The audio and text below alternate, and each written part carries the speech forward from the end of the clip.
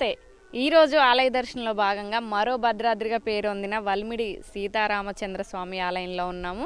అసలు ఈ ఆలయానికి మరో భద్రాద్రిగా పేరెందుకు వచ్చింది, అంత ప్రత్యేకత సంతరించుకోవడానికి కారణం ఏంటి, అందరూ కూడా ఇక్కడ భద్రాచలంలో ఉన్న రాముల వారిని చూడడానికి వెళ్తే ఆలయం ఎలా ఉంటుందో అలానే అచ్చం ఇక్కడ ఉంటుందని చెప్పేసి చాలా ప్రసిద్ధిగాంచింది. కోరుకున్న కోరికలు తీరుతాయంటూ కూడా అందరూ ఇక్కడ రావడం జరుగుతుంది. ఈ ఆలయం వచ్చేసి పాలకుర్తి నియోజకవర్గంలోని వల్మిడి గ్రామంలో ఉంటుంది అనమాట. సో అక్కడే మనం ఉన్నాము. ఈ ఆలయం విశిష్టత కానివ్వండి, ప్రత్యేకత, మరో భద్రాద్రిగా పేరొందడానికి, అంత ప్రసిద్ధిగాంచడానికి కారణం ఏంటి, ఇలాంటి మరిన్ని విశేషాలు ఇక్కడ అర్చకులను అడిగి తెలుసుకునే ప్రయత్నం చేద్దాం. ప్రస్తుతం మనం స్వామివారి సన్నిధిలో ఉన్నాం. ఈ ఆలయం యొక్క ప్రత్యేకత కానివ్వండి, ఇక్కడ జరిగే పూజలు కానివ్వండి, అలానే మరో భద్రాద్రిగా అసలు ఎందుకు పేరుగాంచింది, అంత ప్రసిద్ధి ఈ ఆలయంలో ఏంటి అనేది ఇక్కడ ప్రధాన అర్చకులను అడిగి తెలుసుకునే ప్రయత్నం చేద్దాం. నమస్తే స్వామి. నమస్కారం. మీ పేరు?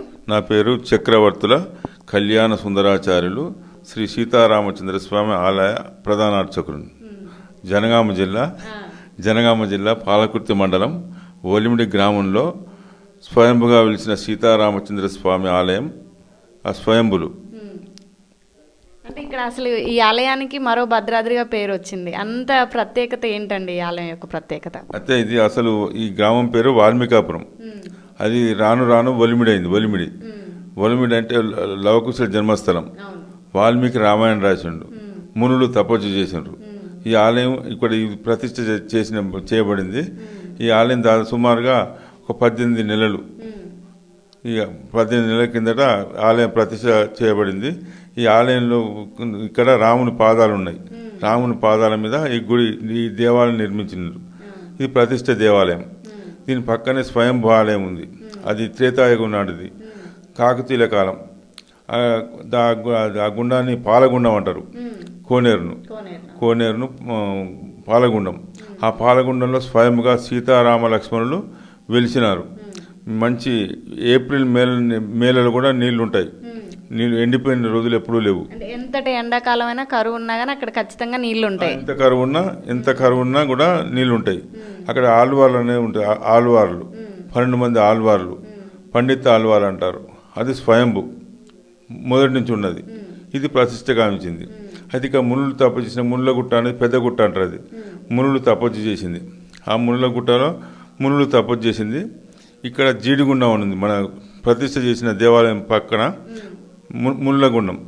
భక్తులు ఆ మునులగుండంలో స్నానం చేసి పాలగుండంలోకి వచ్చి నీళ్లు సంప్రోక్షణ చేసుకుంటారు.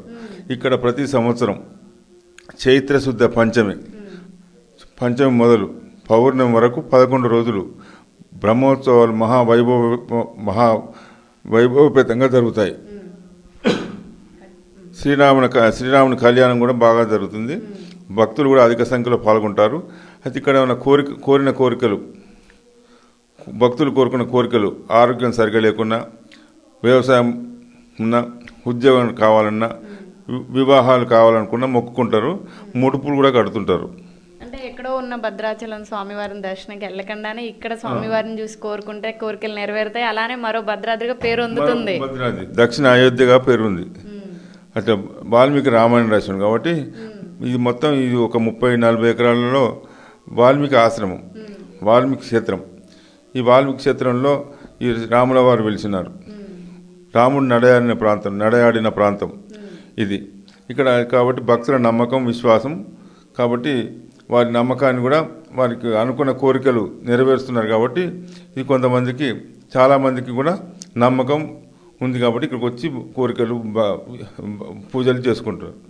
చూడొచ్చు స్వామివారు సతీ సమేతంగా ఎంత చక్కగా రూపం అలా చూస్తుంటే, ఎంత ప్రశాంతంగా స్వామివారిని చూస్తుంటే మనల్ని మనం మైమరిచిపోయేలాగా ఉంది. ఇక్కడ ఇటు పక్కన లక్ష్మణుడు, అటు పక్కన సీతమ్మవారు చక్కగా కొలువు తీరున్నటువంటి రూపం అది మనం చూసుకోవచ్చు. ఇక్కడ జరిగేటువంటి కళ్యాణాలు కానివ్వండి, బ్రహ్మోత్సవాలు కూడా చాలా అంగరంగ వైభవంగా నిర్వహిస్తూ ఉంటారు. ఇక్కడికి వచ్చి కోరిన కోరికలు ఖచ్చితంగా నెరవేరుతాయి. అలానే ఈ నేలంతా కూడా రాముల వారు తిరిగి నేలాడినటువంటి నేల కాబట్టి ఖచ్చితంగా ఇక్కడ రాముల స్వామివారి మహిమ ఉంటుందంటూ ఇక్కడ ప్రజలే కాదు దూరం నుంచి కూడా ఎక్కడి నుంచో కూడా వచ్చి స్వామివారిని దర్శనం చేసుకుంటూ ఇక్కడ వచ్చి కోరిన కోరికలు ఖచ్చితంగా నెరవేరుతాయంటూ మళ్ళీ వచ్చి ఇక్కడ దర్శనం చేసుకోవడం కూడా జరుగుతుంది. మరో భద్రాద్రిగా పేరు పొందడానికి కారణం ఈ ఆలయ యొక్క నిర్మాణం అని కూడా చెప్పుకోవచ్చు. ఏదైతే భద్రాచలం కానివ్వండి రామప్ప ఆ తీరులోనే ఈ ఆలయం కూడా ఉండడం, ఈ చుట్టుపక్కల ఎక్కడా కూడా ఇలాంటి ఆలయం లేకపోవడం, ఇంత ప్రతిష్టాత్మకంగా నిర్మించిన ఈ ఆలయానికైతే భక్తులు ప్రతిరోజు ఇక్కడికైతే భక్తులు తరలి రావడం జరుగుతుంది. ఇక్కడే కాదు చుట్టుపక్కల నలుమూలల నుంచి కూడా భక్తులందరూ కూడా పెద్ద ఎత్తున ఇక్కడికి వస్తూ ఉంటారు. మరొక భద్రాద్రిగా పేరు పొందినటువంటి ఈ ఆలయాన్ని మీరు కూడా చూడాలనుకుంటే ఖచ్చితంగా పాలకుర్తి నుంచి కొంచెం కూతవేది దూరంలో ఉన్నటువంటి వల్మిడి గ్రామానికి వచ్చి మీరు చూస్తే ఇక్కడ ఉన్నటువంటి వాతావరణం ఈ ఆలయానికి మీరే కామెంట్ చేస్తారు. ఎంతసేపు మనం ఈ ఆలయం యొక్క గొప్పతనం కానివ్వండి, ఇక్కడ ఉన్నటువంటి ఆలయ రూపం కానివ్వండి, అక్కడ జరిగే పూజలు, ఈ ఆలయ నిర్మాణం గురించి తెలుసుకుందాం. అలానే ఇక్కడ ఈ ఆలయం నిర్మించిన విధానం ఒకసారి మనం చూసుకుందాం. ఇక్కడ మనం చూసుకుంటే గోపురం పైన మీరు చూడొచ్చు ఎంత చక్కగా ఉన్నటువంటి రూపాలు, దేవతల రూపాలు కానివ్వండి, అవన్నీ ఆ బొమ్మలు అవన్నీ చూస్తుంటే మనకి రామాయణం మొత్తం అర్థమయ్యేలాగా క్లియర్గా అక్కడ వాళ్ళు పెట్టడం జరిగింది. ఇటు అంతా కూడా చూసుకుంటే ఈ ఆలయం నిర్మాణం కానివ్వండి, ఏదైతే ధ్వజస్తంభాలు కానివ్వండి, స్తంభాలు కానివ్వండి, కట్టడం అంతా కూడా యాస్టీస్ భద్రాచలంలో ఎలా అయితే ఉంటుందో అలానే ఇక్కడ వీళ్ళు సిమెంట్ వర్ణం అంటాం కదా మనకి తెలుగులో అర్థం అవ్వాలంటే యాష్ కలర్ కానివ్వండి సిమెంట్ కలర్ వర్ణంతో ఇక్కడ వీళ్ళైతే ఈ ఆలయాన్ని నిర్మించడం జరిగింది. ధ్వజస్తంభం దగ్గర నుంచి మొదలుకుంటే ఆలయ నిర్మాణం మొత్తం కూడా సేమ్ భద్రాచలంలో ఉన్నట్టుగానే ఉంటుంది. ఇలాంటివన్నీ కూడా అరుదుగా ఉంటాయి ఈ వర్ణంలో ఉన్నటువంటి ఆలయాలు. ఏదైతే భద్రాచలం కానివ్వండి లేకపోతే వరంగల్లో ఉన్నటువంటి 1000 స్తంభాలు, రామప్ప, కొన్ని ఆలయాలు మాత్రం ఇలా ఉంటాయి. మళ్ళీ మనం చూసుకుంటే తమిళనాడు కానివ్వండి అటు సైడ్ వెళ్ళినప్పుడే ఇలాంటి ఆలయాలు కనిపిస్తాయి. కానీ పాలకుర్తిలో ఉన్నటువంటి ఏదైతే వల్మిడి గ్రామంలో ఉన్నటువంటి ఈ ఆలయం మరో భద్రాద్రిగా పేరు పొందడానికి కారణం ఇది. ఎంత ప్రశాంతమైనటువంటి వాతావరణం, ఎంత చక్కటి వాతావరణంలో నిర్మించారు. చాలా పీస్ఫుల్గా ఉంది.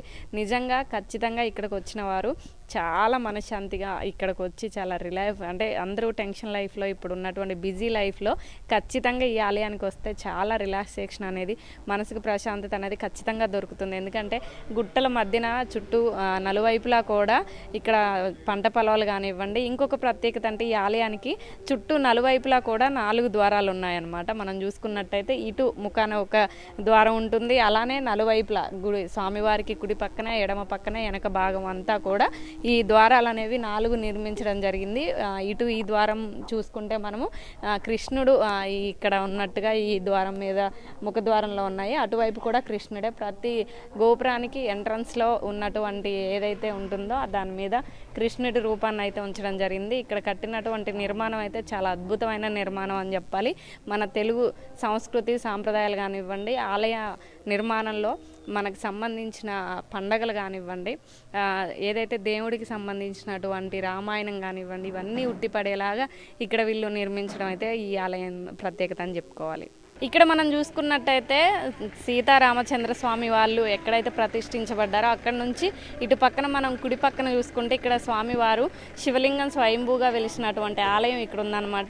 అది ప్రతిష్ఠించిన ఆలయం రాముల వారిది, మరో భద్రాద్రిగా పేరు పొందినటువంటి ఆలయం. అలానే ఇక్కడ స్వామివారు స్వయంభూగా వెలిసినటువంటి ఆలయం అన్నమాట. వల్మిడి ప్రాంతంలో ఉన్నటువంటి శివుడికి సంబంధించి ఇది మరొక స్వయంభూగా చెప్పుకునే ఆలయం. ఇక్కడ అందరూ కూడా పెద్ద ఎత్తున భక్తులందరూ కూడా ఎక్కడెక్కడి నుంచో వచ్చి ఇక్కడ దర్శనం చేసుకుంటూ ఉంటారు.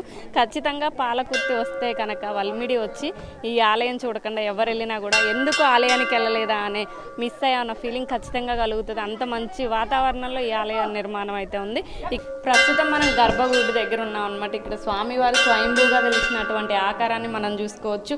ఎలా అయితే స్వయంభూగా వెలిసారో అలానే ఉంచారనమాట. ఆలయం నిర్మాణం చేసినప్పటికీ కూడా ఆ స్వయంభూగా వెలిసినటువంటి స్వామివారిని ఎక్కడా కూడా వీళ్ళు టచ్ చేయకుండా అలానే ఉంచడం జరిగింది. ఇక్కడ ఈ స్వామివారిని దర్శనం చేసుకోవడానికి అయితే ఇక్కడ నుంచే కాదు చుట్టుపక్కల నలువైపుల నుంచి కూడా చాలా మంది పెద్ద ఎత్తున రావడం జరుగుతుంది. ఇక్కడ కొంతమంది భక్తులు ఉన్నారు, వారితో మాట్లాడే ప్రయత్నం చేద్దాం. నమస్తే అండి. నమస్తే మేడం. మీ పేరు? కుమార్. ఎక్కడి నుంచి వచ్చారు? కేసముద్రం.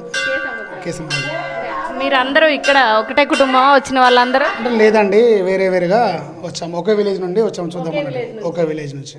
ఎట్లా అనిపిస్తున్నాయి అంటే పాలకుర్తిలో ఈ ఆలయాలని అన్ని చూసారా? ఇక్కడికే ఫస్ట్ వచ్చారు? లేదు మేడం, పాలకుర్తి స్వామిని చూసిన తర్వాత మళ్ళీ ఇక్కడ కూడా స్వయం వెలిసినటువంటి వెంకటేశ్వర స్వామిని చూడడానికి ఇక్కడికి వచ్చినాం మేము. ఎట్లా అనిపిస్తున్నాయండి ఈ ఆలయాలు చూడవచ్చు? అందరూ కూడా ఒకే ఊరికి చెందినటువంటి వాళ్ళు, చుట్టాలు కానివ్వండి, వాళ్ళ ఊర్లో వాళ్ళందరూ కూడా చక్కగా కలిసి కట్టుగా వచ్చి ఇక్కడ ఆలయాలను దర్శించుకుంటున్నారు. వరుస పెట్టి పాలకుర్తిలో ఉన్న ఆలయాలన్నీ దర్శించుకొని వస్తున్నారు. ఇక్కడ మనతో వీళ్ళందరూ ఉన్నారు, మాట్లాడదాం. నమస్తే అమ్మ, మీ పేరు? ఏకలక్ష్మి. ఓకే అన్న, మీరు అందరూ ఒకటే కుటుంబమా, కూర? ఒకటే ఊరు. ఓకే. ఎట్లున్నాయి ఇక్కడ ఆలయాలు? అంత బాగానే ఉందండి. అంటే వరంగల్లో ఇట్లాంటి ఆలయాలు చూసారా? చూసినాం అన్ని చూసుకుంటున్నా. చూసుకుంటూ వస్తున్నారు. వేష్టమ్మాల గుడి, భద్రకాళ గుడి అన్ని చూసుకుంటున్నాం. వరుస పెట్టి మొత్తం అన్ని చూస్తున్నారు. సర్రగిరి పోయినాం, యాదగిరి పోయినాం, బయలుని పోయినాం, కోమరెల్లి అనిపిస్తుంది ఇట్లా అందరితో కలిసి వెళ్తే? బాగానే ఉంది. ఇక్కడ ఒక ఆంటీ మంచి యాక్టివ్ రాకింగ్ చేస్తుంది. నమస్తే అమ్మా. నమస్తే. మీ పేరు? నా పేరు బొలికొండ లక్ష్మి. మంచి గట్టిగా ఉన్నారు. గట్టిగా లేకపోతే ఏంది ఇంకా, అమ్మో జబర్దస్తులా ఉండాలి. మాది కోమటిపల్లె కేసాంధ్రం. ఇప్పుడు ఇనుగుర్తి మండలం అయింది మాకు. మైబాద్ జిల్లా విన్నావా? వరంగల్ నుంచి అక్కడికి పోయినాం. స్వర్ణగిరి అయిన వాళ్ళు అన్ని తిరిగి వస్తున్నారా? అవిలోని, కోవిరెల్లి, స్వర్ణగిరి, మన యాదగిరి గుట్ట నరసింహస్వామిని చూసినాం, దర్శనం చేసుకున్నాం. అవుపడుతుంది. పాలకుర్తికి వచ్చినాం, పాలకుర్తి సోమన్నని దర్శనం చేసుకున్నాం. మళ్ళా ఇక్కడికి వచ్చినాం. ఆహా, ఆనందంగా వైభోగంగా ఉన్నది. ముందు ముందు ఇంకా జనం రావాలని కోరుకుంటాను. మంచిగా సంతోషంగా అందరం. అది కోమటిపల్లె, మేము గౌనల్లం. నా పేరు బొలికొండ లక్ష్మి. ఎంత మంచి యాక్టివ్ ఉన్నారు, ఎంత మంచి. ఇంతకు ఆలయం ఎట్లా అనిపించింది అది చెప్పండి. ఇక్కడ ఆలయం ఎలా ఉంది, ఎట్లా ఉన్నది అని చెప్పిన. ఇక లోపడి పోతాను. ఇప్పుడు లోపడి పోయినాక చూసినాక ఇంకా బాగా చెప్తా. అంతేనా? ముందు నన్ను చూసి రాని అంటారు. ముందు నేను చూసి వచ్చినాక దాని అర్థం చూసి ఇంకా మంచిగా చెప్తా నేను. మళ్ళా మేము బాగున్నదని మేము అంటే మళ్ళీ అరే జనాలు కూడా అందరు వచ్చేదని మళ్ళీ ఇక్కడికి వస్తారు. అగో అట్లా రావాలి. నేను 10 మంది చెప్తా. అందరూ ఒకే ఊరు అన్న? మాది కోమటిపల్లి గ్రామం అండి, ఇనుగుర్తి మండలం, మహబూబా డిస్టిక్ అండి. మరి ఒకే గ్రామం నుంచి అన్ని క్యాస్ట్ కలిసి వచ్చేసినాం. కులాలకి మతాలకు అతీతంగా అందరం కలిసి వచ్చేసారు. అందరం కలిసి వచ్చేసాము. ఫస్ట్ మేము ఐలవండి పోయినాం. ఆ తర్వాత కొమరవెల్లి జాతర, అక్కడ నుంచి పాలకుర్తి, అక్కడ నుండి మన యాదగిరి గుట్ట అవన్నీ దర్శనం చేసుకున్నాం. ఇక్కడ వాల్మీడికి వ్యాన్ వేసుకొని మొత్తం అందరూ చక్కగా బయలుదేరారు, తీర్థయాత్ర చేస్తున్నారు. అవునండి. స్వర్ణగిరి కూడా పోయినాం, బాగున్నాయండి. ఇక్కడ కూడా బాగుంది. ఈ వాల్మీడి అంటారు, ఇక్కడ బాగుంది. ఇంకా కూడా డెవలప్ కావాలి. చాలా మంది చాలా గ్రామాల నుంచి కూడా రావాలని మేము కోరుకుంటున్నాం. అంటే ఎట్లా అనిపిస్తుంది అంటే ప్రతి ఒక్కరు బిజీ లైఫ్ అయిపోయింది, ఎవరి పనిలో వాళ్ళు ఉంటున్నారు. చక్కగా మీరు అందరూ కలిసి కట్టుగా రావడం జరిగింది ఇక్కడ.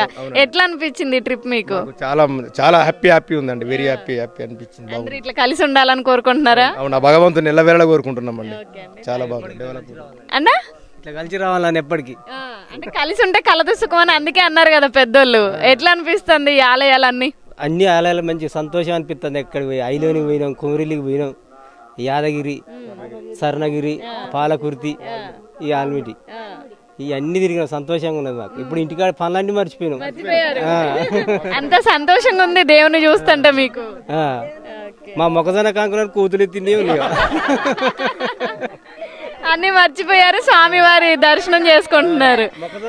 కూతులు. అవునవును, కోతులు ఎక్కువ. ఎక్కడి నుంచి మీరు కూడా అదే ఊరమ్మా? అదే ఊరు, కోడిపల్లి మాది. మీ పేరు? కేతమ్మ. కేతమ్మ గారు. అండ్ మీరు అందరూ కలిసి ముందే ప్లాన్ వేసుకొని వచ్చారా గుళ్ళకి? అందరం కలిసి వచ్చినాం. ప్రతి ఏటా ఇట్లా వెళ్తారా? ఆట కోరెల్లికి, ఐలోనికి, కోరెల్లి, స్వర్ణగిరి, పాలకుర్తి, యాదగిరి, ఇక్కడికి వచ్చేసాం. ఎట్లా అనిపిస్తుంది ఈ ఆలయం బయట నుంచి చూస్తే? బాగుంది. అంటే ఇక్కడ అందరూ మరో భద్రాచలం అని చెప్పి చెప్తున్నారు ఇక్కడ ఈ ఆలయాన్ని. మీకు అట్లా అనిపించిందా? మరి భద్రాచలంలో రాముల వారి దగ్గరికి వెళ్ళారా మీరు? దానికన్నా ఎక్కువ మంచిగా అనిపిస్తుంది. అంతేనా? బాగుంది. మీరు ఇంకా దర్శనానికి వెళ్ళలేదు అనుకుంటా. బయట నుంచి చూస్తుంటే సేమ్ భద్రాచలంలా ఉందా? ఉన్నది. భద్రాచలం లాగానే ఉన్నది. ఇంకా బాగా డెవలప్ అవుతుంది. సంతోషం. భద్రాచలం కన్నా ఇదే బాగుంది అనిపిస్తుంది. ఇదేం గుట్ట మీద ఉండేది, మస్తు ఆనందం అనిపిస్తుంది. కట్ట ఉన్నది కదా భద్రాచలంలో, ఇదో భూమి ఉన్నట్టు మస్తు ఉన్నది. ఓకే అండి. అంతే ఓకే.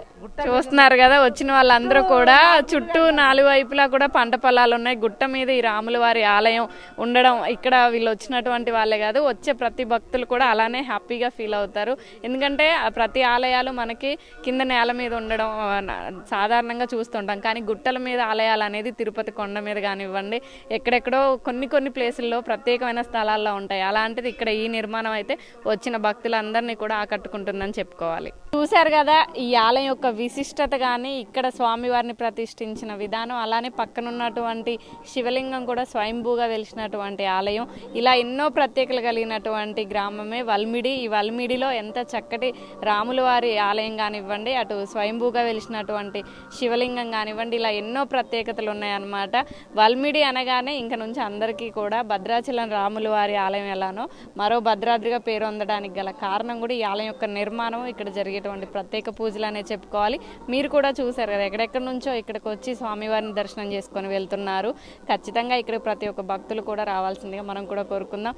ఇలాంటి మరిన్ని వార్తలు మీ ముందుకు తీసుకొస్తుంది మీ RN TV. Keep watching.